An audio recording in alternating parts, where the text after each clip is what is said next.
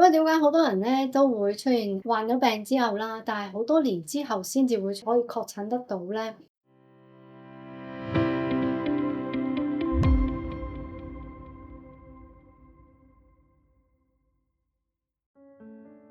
咁呢個主要嘅原因咧，就係因為自身免疫系統問題咧，佢有太多唔同嘅症狀，而且好多嘅症狀咧，佢都係會 overlap 嘅。例如包括係疲倦啦，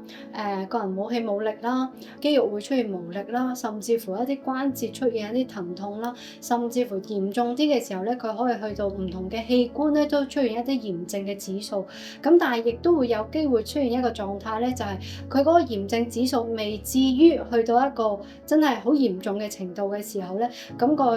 一啲血液嘅檢測咧係檢測唔到嘅。咁呢個病情變化咧，亦都會有好參差嘅情況啦。有啲時候咧會出現突然間咧就係好嚴重啦，但亦都有機會咧突然間轉頭咧又會緩解咗喎。咁亦都有啲病人咧會覺得啊，會唔會係我心理作用咧？可能尋日咧突然間咧去行街行得太耐啦，所以今日咧突然間出現咗有呢個嘅症狀。咁啊過2-3日之後咧又緩解咗咯喎。咁所以變咗咧佢哋自己亦都會減少咗個警惕心咧，佢哋係有機會患咗呢個嘅自身免疫系統疾病嘅情況嘅。